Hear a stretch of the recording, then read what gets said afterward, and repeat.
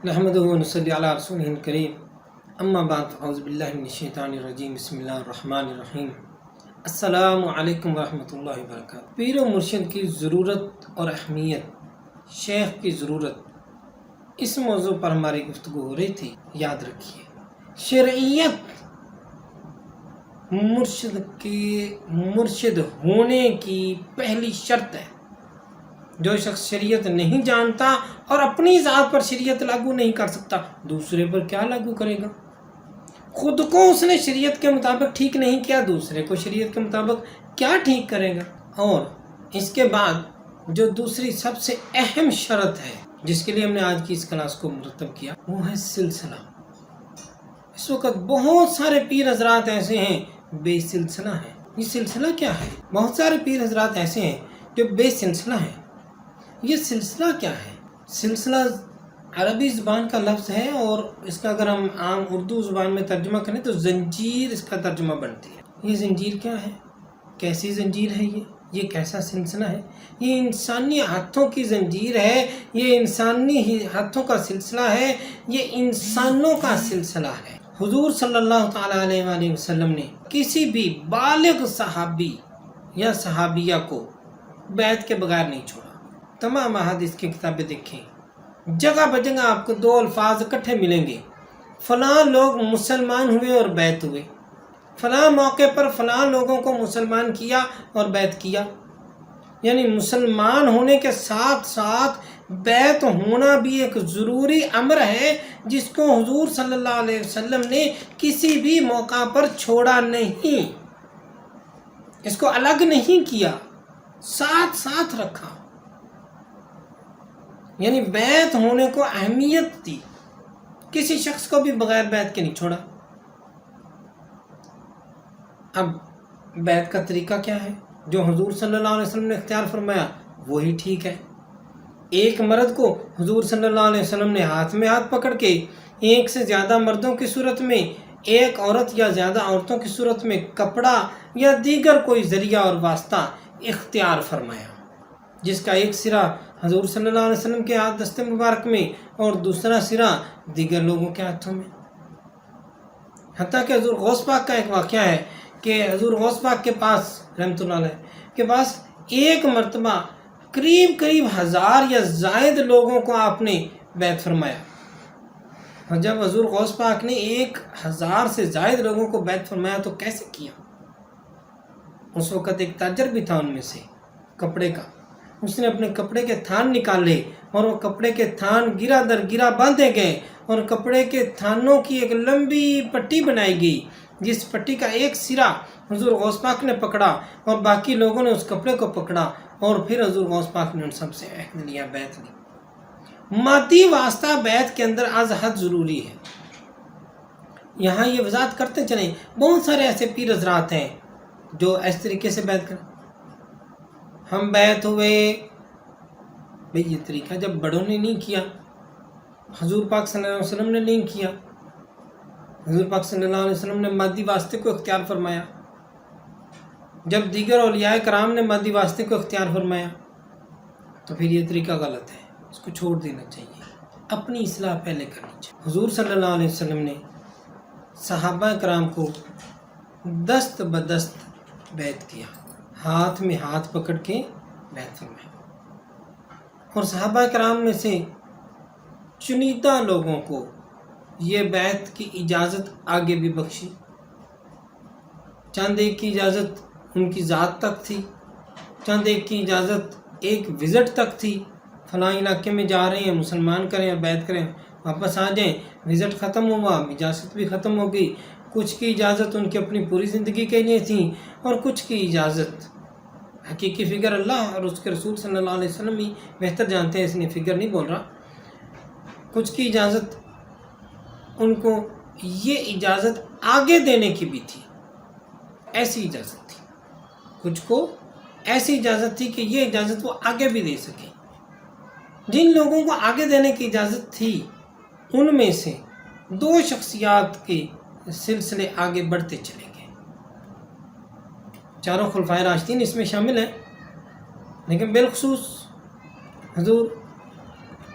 حضرت ابو بکر صدیق رضی اللہ تعالیٰ عنہ ایسی شخصیتیں جن سے یہ سلسلے آگے بڑھے اور سلسلہ نقش بندیہ حضور ابو بکر صدیق رضی اللہ تعالیٰ عنہ تک پہنچتا ہے، اور سلسلہ قادریہ، سلسلہ چشتیہ اور سلسلہ سہروردیہ، یہ تینوں سلسلے حضرت علی رضی اللہ تعالیٰ عنہ سے آگے بڑھتے ہیں اور آپ کے ذریعے سے حضور صلی اللہ علیہ وسلم تک پہنچتے ہیں۔ حضور صلی اللہ علیہ وسلم نے صحابہ کرام کو ہاتھوں میں ہاتھ پکڑ کے بیعت کیا، انہوں نے آگے ہاتھوں میں ہاتھ پکڑ کے، انہوں نے آگے ہاتھوں میں ہاتھ پکڑ کے، انہوں نے آگے ہاتھوں میں ہاتھ پکڑ کے، یہ دست بدست دست بدست دست بدست ایک زنجیر چلتی آ رہی ہے جس کا ایک سرا آقا صلی اللہ تعالیٰ علیہ وآلہ وسلم کے دست مبارک میں ہے اور ایک سرا ہمارے ہاتھوں میں ہے، اور اس کی شاخیں اتنی پھیل چکی ہیں، یہ چونکہ شاخ در شاخ ہے اسی لیے اس کو شجرہ درخت جیسے کہتے ہیں، اور یہ بنیاد ہے ایک اور خاص بات کی، خاص بات بتاتے ہی ہم قیامت کا دن ہوگا، اللہ تعالیٰ ارشاد فرمائے گا اپنے اپنے امام کو پہچانو اور اس کو ساتھ لے کر حاضر ہو جاؤ، اپنے اپنے امام کے ساتھ حاضر ہو۔ ایک آیت گرامی ہے، قیامت کے دن کوئی کسی کو نہیں پہچانے گا، ماں باپ اولاد کو نہیں، اولاد ماں باپ کو نہیں، خاوند بیوی کو نہیں، بیوی خاوند کو نہیں، کوئی کسی کو نہیں پہچانے گا۔ اور ایک آیت ہے اپنے اپنے امام کے ساتھ حاضر ہو۔ اچھا، امام یعنی مرشد، امام یعنی امام سے مراد یہاں مسجد کے پیش امام نہیں ہے کہ اپنی اپنی مسجدوں کے پیش امام کو ساتھ لے کر آئیں، امام سے مراد وہ ہے جس کی آپ نے تقلید کی، جس کی پیروی کر رہے ہیں، تو اصل پیروی تو ہم اپنے مرشد کی کر رہے ہیں نا، اپنے اپنے امام کو ساتھ لے کر، اپنے اپنے مرشد کو ساتھ لے کر آئیں، گویا مرشد کی پہچان کا حکم ملے گا۔ کیا ملا؟ حکم ملا، مرشد کی پہچان کا حکم ملا۔ اور ایسی نفسا نفسی کے دور میں کیا مرشد کسی کو خواہ اپنے ساتھ جوڑ لے گا؟ کیا مرشد کسی کو خواہ اپنے ساتھ جوڑ لے گا؟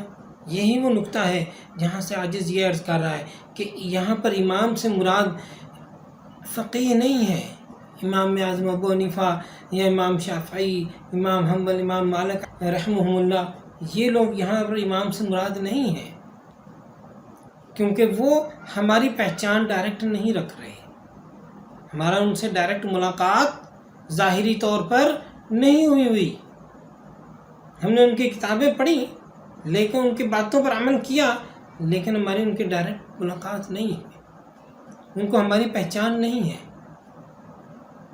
یہی بات ہے کہ مرشد کو ہماری پہچان ہے، مرشد نے یہاں ہمارا ہاتھ پکڑا، مرشد ہمارے ساتھ ملا، ہمارے ساتھ مل بیٹھ کے اس نے عہد لیا،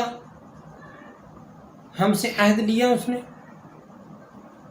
دنیا میں عہد لیا، اب قیامت کو جب مرید اپنے مرشد کے پاس جائے گا تو مرشد کو پہچاننا پڑے گا، مرید کو مرشد کی پہچان کا حکم اور مرشد کو مرید کی پہچان کی اجازت اس آیت کے اندر پوشیدہ ہے، اس آیت کے اندر پوشیدہ ہے۔ یہی وجہ ہے جہاں سے بزرگان دین یہ فرماتے ہیں کہ بھائی مرشد قیامت والے دن بھی کام آنے والا ہے، یہی وجہ ہے عرف عام میں کہتے ہیں قیامت والے دن بھی مرشد کے جھنڈے کے نیچے کھڑا ہونا ہے۔ کیوں؟ اللہ نے جو فرمایا اپنے اپنے امام کے ساتھ مل کے آؤ، اپنے اپنے امام کو ساتھ لے کر آؤ۔ اب ذرا اس آیت کے اس حکم کے بعد ایک جو نیا سین کریٹ ہو رہا ہے نا، جو ایک نیا سین بننے والا ہے، اس سین پر ذرا چشم تصور سے روشنی ڈالیے، چشم تصور سے اس سین کو ذرا دیکھیے۔ حکم ملا اپنے اپنے امام اور مرشد کے ساتھ آؤ، ہم لوگ پیر بھائی سب اکٹھے ہو کر اپنے مرشد کے پیچھے، ہم پیر بھائی اکٹھے ہو کر اپنے مرشد کے پیچھے۔ حکم کس کے لیے؟ سب کے لیے، صرف ہمارے لیے نہیں، سب کے لیے، تو ہمارے مرشد کے لیے بھی ہے۔ ہم اپنے پیر بھائیوں سمیت اپنے مرشد کے پیچھے، ہمارا مرشد اپنے پیر بھائیوں سمیت اپنے مرشد کے پیچھے، وہ اپنے پیر بھائیوں سمیت اپنے مرشد کے پیچھے، وہ اپنے پیر بھائیوں سمیت اپنے مرشد کے پیچھے، اور یوں چلتے چلتے حضور غوث پاک آ گئے۔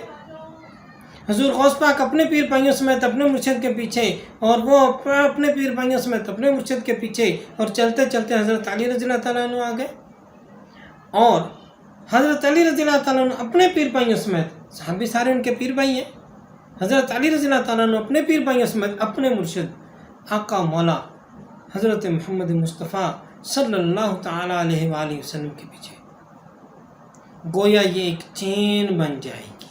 چشم تصور سے دیکھیے کہ اس حکم کے بعد ایک چین بن گئی، لوگ گروہ در گروہ اکٹھے ہوتے چلے گئے، ایک نیا گروپ بن گیا الگ سے، جس گروپ کا لیڈر کون ہے؟ جس گروپ کا لیڈر کون ہے؟ آقا مولا حضرت محمد مصطفیٰ صلی اللہ تعالیٰ علیہ وآلہ وسلم۔ اب 2-3 سوال آگے۔ گروپ کی شفاعت کس کے کھاتے میں ہے؟ لیڈر کے۔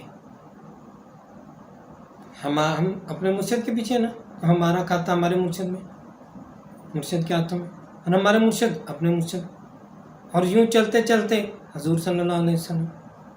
تو سارے گروپ کا کھاتا کدھر گیا؟ امام کے پیچھے، اور امام کون ہے؟ حضرت محمد مصطفیٰ صلی اللہ تعالیٰ علیہ وآلہ وسلم۔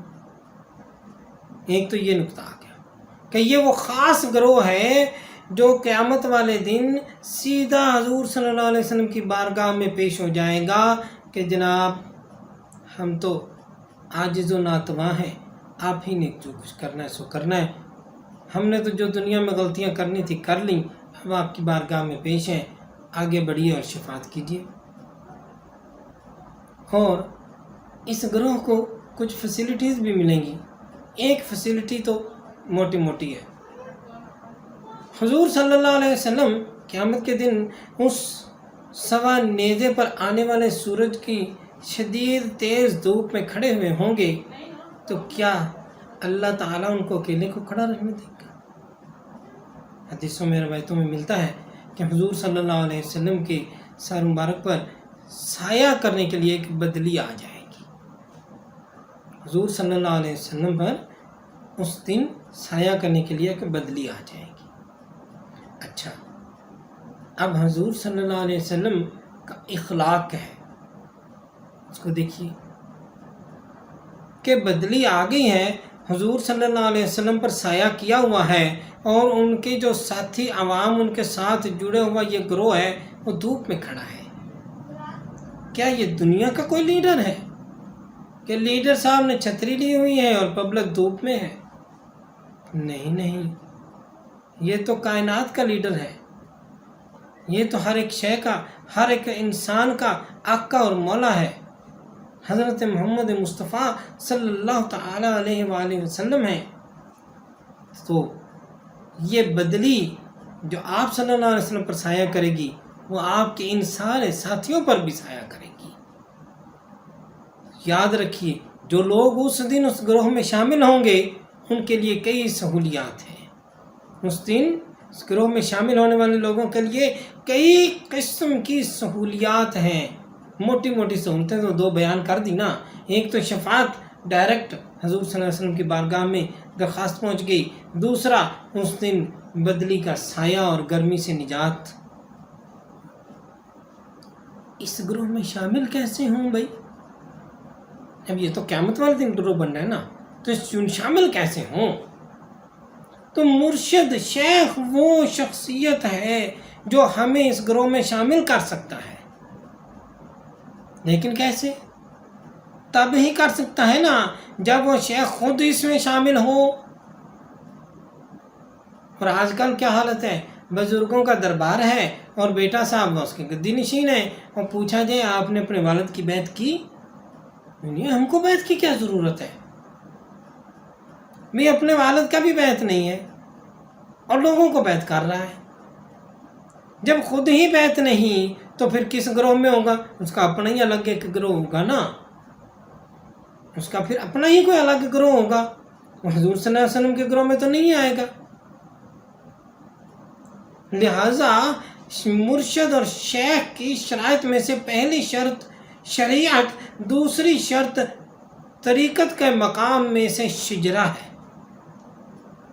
اگر اس کا شجرہ درست نہیں اور اس کا شجرہ حضور صلی اللہ تعالیٰ علیہ وآلہ وسلم تک نہیں پہنچتا تو پھر بھی وہ شخص چاہے کتنا ہی دیندار کیوں نہ ہو، کتنا ہی بڑا عالم دین کیوں نہ ہو، کتنا ہی بڑا وہ دین کو سمجھنے والا کیوں نہ ہو، وہ بیعت کرنے کا اہل نہیں ہے، وہ شیخ بننے کا اہل نہیں ہے، کیونکہ وہ نسبت در نسبت حضور صلی اللہ علیہ وسلم سے بیعت میں منسلک نہیں ہے۔ اور یہاں امام سے مراد اگر کچھ ایسے گروہ کے لوگ لے لیں کہ جناب امام ابو حنیفہ مراد ہے یا امام شافعی یا دیگر امام مراد ہیں، تو یہ امام بھی تو حضور صلی اللہ علیہ وسلم کے ساتھ بالواسطہ مستقلاً منسلک تھے۔ ان میں سے کوئی ایک بھی شخص ایسا نہیں ہے جس نے بیعت نہ کی ہو۔ امام شافعی رحمۃ اللہ علیہ کا مرشد ہے، امام ابو حنیفہ رحمۃ اللہ علیہ کے مرشد ہے، امام مالک رحمۃ اللہ علیہ کے مرشد ہے، امام احمد بن حنبل کے مرشد ہیں، تمام ان بڑے اماموں کے مرشد موجود ہیں۔ ان سب نے کسی نہ کسی سلسلے کو جوائن کیا ہوا ہے، کسی نہ کسی سلسلے میں شمولیت اختیار کی ہوئی ہے۔ اور جس طرح سے علی کی اولاد ہونے کے لیے یہ ضروری ہے کہ علی کی نسل در نسل اولاد میں سے کسی کی اولاد میں پیدا ہونا، آج کوئی بھی شخص اٹھ کے یہ تو نہیں کہہ سکتا میں علی کا بیٹا ہوں۔ ڈائریکٹ کیسے پیدا ہو گیا علی کا بیٹا؟ علی کے بیٹے تب بھی بنے نا کہ علی کے بیٹے کے بیٹے کے بیٹے کے بیٹے چلتے چلتے یہ 14 صدیوں بعد جو آج اس کا والد ہے وہ علی کے اولاد میں سے ہے، تبھی علی کے اولاد میں بنے نا۔ اور اگر علی کا مرید بننا ہے تو بھی ایسے ہی بننا پڑے گا، جس کو علی نے مرید کیا اور بیعت کی اجازت دی، اس نے آگے مرید کیا، اس نے آگے مرید کیا، اس نے آگے مرید کیا، اس نے آگے مرید کیا، آگے مرید کیا اجازت دی، اس نے آگے مرید کیا اجازت دی، اس نے آگے مرید کیا اجازت دی، اور اس نے آگے مرید کیا اور اجازت دی، اور یہ مرید و اجازت بیعت و اجازت بیعت و اجازت چلتے چلتے آج کا زمانہ آپ پہنچا۔ اور کوئی ایسی شخصیت جس کے پاس یہ زنجیر موجود تھی اس کے ہاتھوں میں آپ نے ہاتھ دیا، جب بھی آپ علی کے مرید ہو سکتے ہیں، جب بھی آپ علی کے مرید ہیں۔ اور اگر یہیں سے بیٹھ کے کہہ دیں کہ جی ہم علی کے مرید ہیں تو بالکل بھی مرید نہیں ہے، کیونکہ خود علی رضی اللہ تعالیٰ عنہ نے ایسا مرید نہیں کیا، جب مولا علی علیہ السلام نے خود ایسا مرید نہیں کیا، جب حضور غوث پاک رحمۃ اللہ علیہ نے خود ایسا مرید نہیں کیا جو بغیر مادی واسطے کے ہو، تو پھر آج سے کیسے کوئی ہو سکتا ہے؟ لہٰذا ایسے تمام لوگوں سے بچنے کی کوشش کیجیے کہ یا تو یہ خود گمراہ ہیں یا بھول چوک میں ہیں، یا گمراہ کر رہے ہیں یا پھر بھول چوک میں ہیں، تو دونوں صورتوں میں اس قابل نہیں بنتا کہ اس کے ہاتھ میں بیعت کی جائے۔ بیعت کے لیے شجرہ ضروری ہے، اور مرشد بننے کے لیے شجرہ کے ساتھ ساتھ شریعت بھی ضروری ہے۔ ضرورت شیخ اس لیے بھی ہے کہ قیامت کے دن ہم حضور صلی اللہ تعالیٰ علیہ وآلہ وسلم کے ساتھ کھڑے ہونے والے ایک خاص گروہ میں شمولیت اختیار کر سکیں۔ اللہ تعالیٰ ہم سب کو صراط مستقیم پر کاربند فرمائے اور ہمیں قیامت والے دن اس خاص گروہ میں شمولیت کی توفیق بخشے، اور حضور صلی اللہ علیہ وسلم کی خصوصی شفاعت اور رحمت اور نظر رحمت و کرم سے فیض یاب فرمائے۔ اجازت چاہتے ہیں۔ السلام علیکم ورحمۃ اللہ وبرکاتہ۔